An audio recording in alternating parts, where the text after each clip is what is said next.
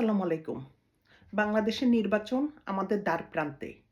আমরা অধীর আগ্রহে বসে আছি যে বাংলাদেশে একটা সুষ্ঠু ও নিরপেক্ষ নির্বাচন হবে। আর এই নির্বাচনেই বাংলাদেশের মানুষের আশা আকাঙ্ক্ষা প্রতিফলিত হবে।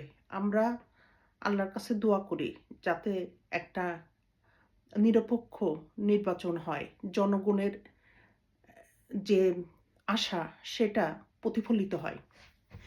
এবার আসে যে আমি কাকে সমর্থন করি ও কেন সমর্থন করি? ওকে? বাংলাদেশে এই মুহূর্তে মূলত ২ টা গ্রুপ রাজনীতি মাঠে আছে। একটা জোট, ১১ দলীয় জোট, অন্যদিকে বিএনপি। ১১ দলীয় জোটের সাথে আমাদের ইসলামিক দলগুলো প্লাস আমাদের ছাত্ররা। আর বিএনপি তারও গ্রুপ আছে। এখন আমার জীবনে কিন্তু আমি ১ম ভোট খালেদা জিয়াকে দিয়েছিলাম।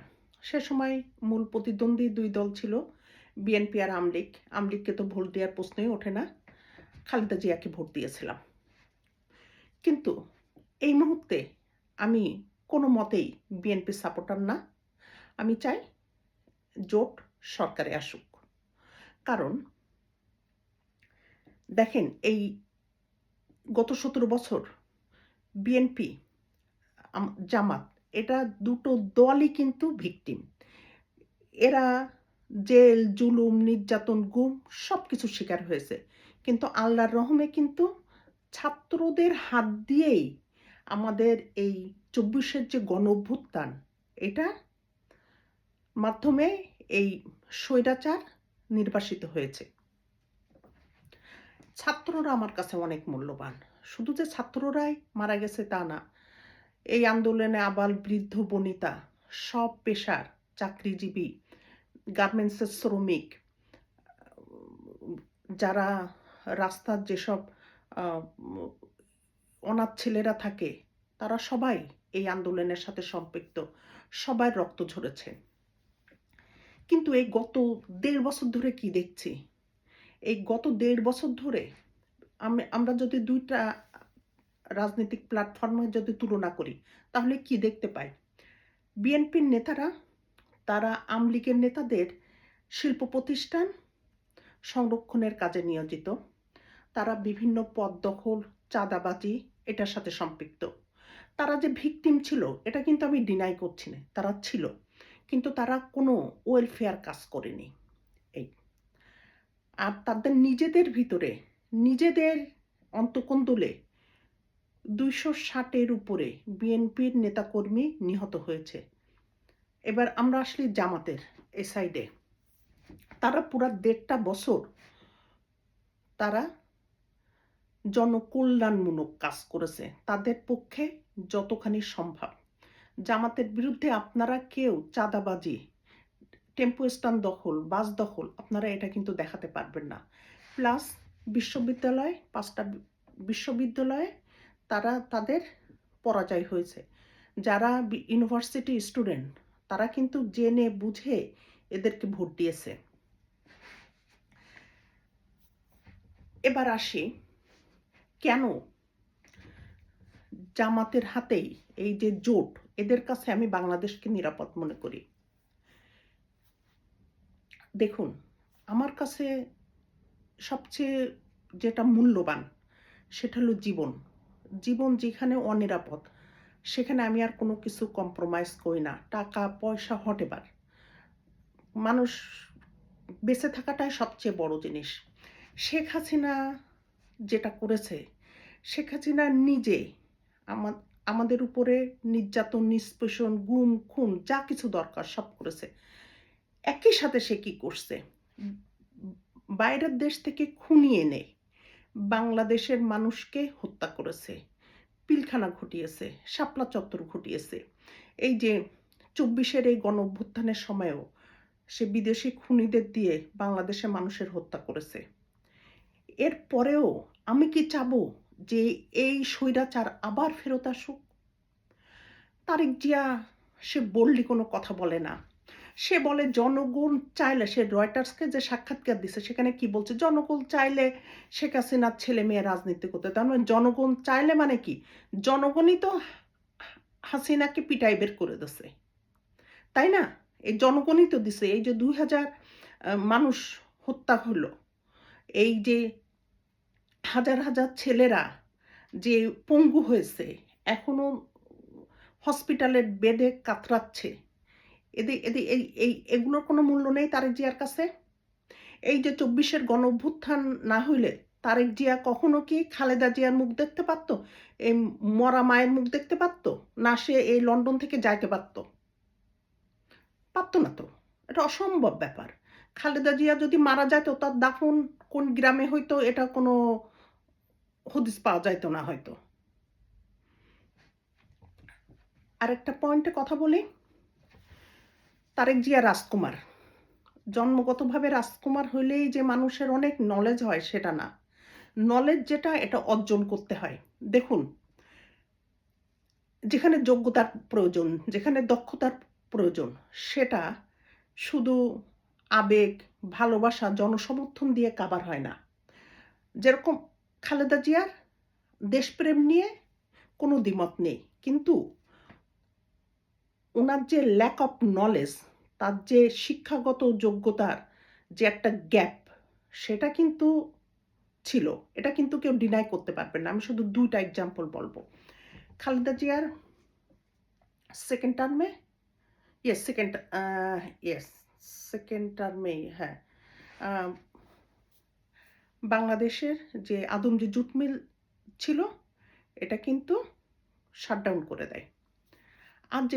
আজ যেটা করে আপনার যে স্থানীয় সরকার, যে আপনার স্থানীয় সরকার, বাংলাদেশে আগে উপজেলা পর্যায়ে কোর্টগুলো ছিল, ঠিক আছে?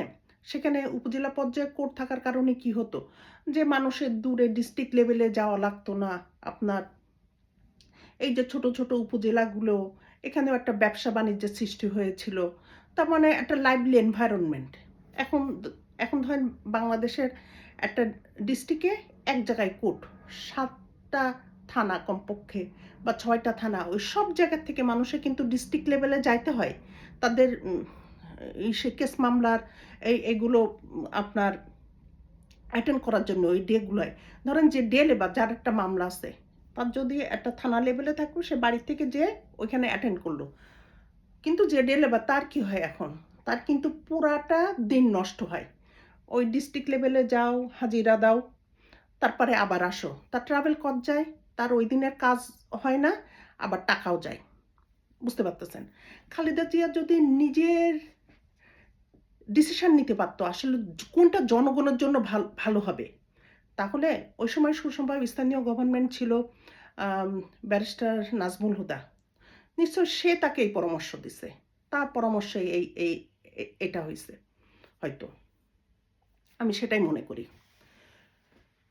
এবার আসি আপনার ইসের, যে আমাদের Adamjee jute mill. Adamjee jute mill Adamjee jute mill যখন শাটডাউন করা হয়, ওই সময় থেকে সারা পৃথিবী পাটজাত দ্রব্যের প্রচণ্ড চাহিদা। আমরা যারা বিদেশে থাকি আমরা তো দেখি, আপনার যে কোনো ন্যাচারাল প্রোডাক্ট, অর্গানিক প্রোডাক্ট, এগুলো প্রচুর চাহিদা, সবচেয়ে দাম মার্কেটে। পৃথিবীতে পাটই হয় বাংলাদেশে, আর সেই পাট ইন্ডিয়ায় চলে যায়, ইন্ডিয়ার থেকে এগুলো বিদেশে এক্সপোর্ট হয়। আপনি বুঝেন তাইলে, আমাদের পাট আমাদের কৃষকরা উৎপাদন করে, সেই বিজনেসটা করে খায় ইন্ডিয়া। আর খালেদা জিয়া সে লস প্রজেক্ট দেখায় ইসে, এটা খুব সম্ভব ওয়ার্ল্ড ব্যাংক তার প্রেসারে ওটা শাটডাউন করে দেয়, আর সেই বিজনেসটা পুরা কলকাতার ওরা টেক ওভার করে নেয়। এখন এই জিনিসটা কেন হয়েছে? এই জিনিসটা হয়েছে এই কারণে, খালেদা জিয়া নিজের সিদ্ধান্ত নেওয়ার ক্ষমতা নেই, যে নিজে একটু রিসার্চ করে দেখবে যে হ্যাঁ, এটা যে ওয়ার্ল্ড ব্যাংক আমাকে প্রেশার দিচ্ছে, এটা আসলে কার জন্য দিচ্ছে, এটা আমাদের রাখলে দেশের জন্য ভালো হবে না কি হবে, এই সেন্স তার ছিল না। এবার আসি আপনার, যে আমাদের 111 কেন হলো? 111 কি জন্য হলো? 111 হইল তো এই কারণে যে বিএনপি গভর্নমেন্ট অদক্ষ গভর্নমেন্ট ছিল। এই যে আপনার যে সেনাপ্রধান তাকে রিক্রুট করছে, এটা তো বিএনপি রিক্রুট করছে, তারা রং পার্সনকে রিক্রুট করছে। সেই ভিকটিম কারা হয়েছে? শুধু কি ইসে জিয়া ফ্যামিলি ভিকটিম হয়েছে? সেটা তো না, পুরা বাংলাদেশ ভিকটিম। তার রেশ ধরে আপনার এই হাসিনা গভর্নমেন্ট আসলো, আর এই 17 বছর ধরে বাংলাদেশের মানুষের নির্যাতন নিষ্পেষণের ভিকটিম হলো। এর রুট কজ যদি আপনি দেখেন, এর রুট কজটা কিন্তু বিএনপি সরকারে যারা ছিল তাদের অদক্ষতা। আর যেহেতু খালেদা জিয়াই প্রধানমন্ত্রী ছিল, অবশ্যই সে রেসপন্সিবল একটা ভালো কাজের জন্য। যেরকম আমি বলতেছি, হ্যাঁ তার খুব দেশপ্রেম ছিল, সে তার দেশপ্রেমে 100, এখানে কোনো কম্প্রোমাইজ না। এটা যেমন ঠিক, তার যে নিজের সিদ্ধান্ত নেওয়ার ক্ষমতা ছিল না বড় বড় ডিসিশন মেকিংয়ে, এটাও তেমনি ঠিক। এবার সেবার তারেক জিয়ার বিষয়ে, তারেক জিয়ার প্রত্যেকটা বক্তৃতা আপনি দেখেন, সে কি বলে। সে আপনার কুমিল্লায় যে বলে ইপিজেড কর, বছর কুমিল্লায় ইপিজেড আছে, যশোরে যে বলে চিনিকল সে সব আবার সব রিস্টার্ট করবে, সেখানে কোনো চিনিকল নেই, সে যাত্রা বাড়িতে ইপিজেড করবে। তারপরে আপনার কি এদিকে আপনার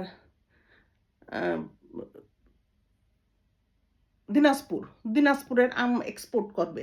চাপাই নবাবগঞ্জের আমের কথা শুনেছি, দিনাজপুরের তো আমের কথা শুনি, দিনাজপুরে তো মানুষ চালের কথা বলে। তার মানে টোটাল বাংলাদেশ সম্পর্কে তারও কোনো আইডিয়া নেই।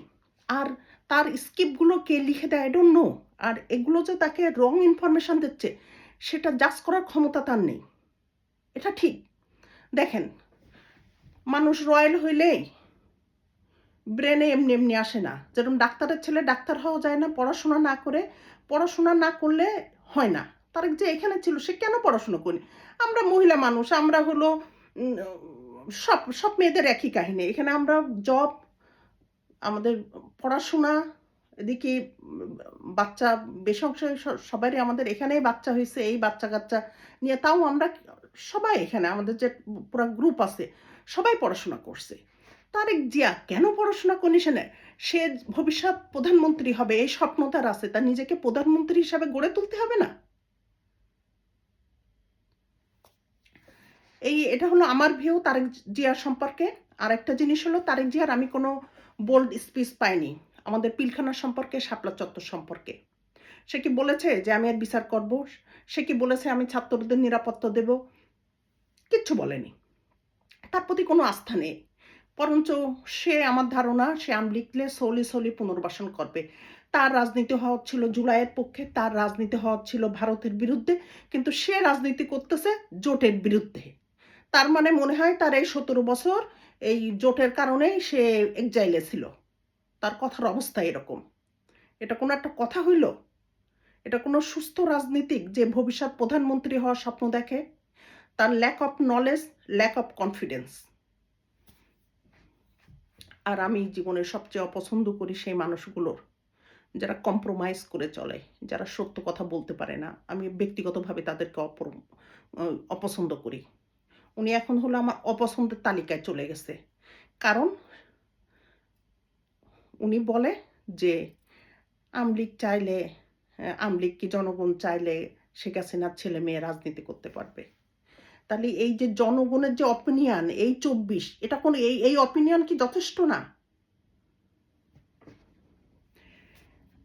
এখন আমার কাছে বাংলাদেশ বড়, বাংলাদেশের মানুষের জীবনের নিরাপত্তা বড়। এই যে ছেলেরা হাদি হত্যার শিকার হয়েছে, তার বিচারের কোনো খোঁজ নেই, নিখোঁজ অবস্থা তার বিচারের ফাইল, প্লাস পিলখানা, এই পিলখানা, শাপলা চত্বর, 24-এর গণ অভ্যুত্থান, হাদি হত্যা, এর মাঝে যত নিরীহ মানুষ হত্যা গুমের শিকার হয়েছে, এই সবগুলো বিচার দরকার। আর বাংলাদেশের যে নিরাপত্তা নিশ্চিত করতে পারবে, যে ওয়েলফেয়ার পলিটিক্স করতে পারবে, আমি তার সেই পক্ষে। আর আমি এই মুহূর্তে দেখছি বাংলাদেশের জন্য এই 11 দলীয় জোট সেই বাংলাদেশের মানুষের আকাঙ্ক্ষা পূরণ করতে পারবে। আমি চাই যে আপনার ভোট শুধু এক কাপ চায়ে বিক্রি করেন না, যোগ্য প্রার্থী, দেশ বান্ধব পলিটিক্স যারা করে, যারা জনবান্ধব পলিটিক্স করে, যাদের কাছে দেশ নিরাপদ থাকবে তাদেরকে ভোট দেন। Vote for Bangladesh, save Bangladesh. Thank you.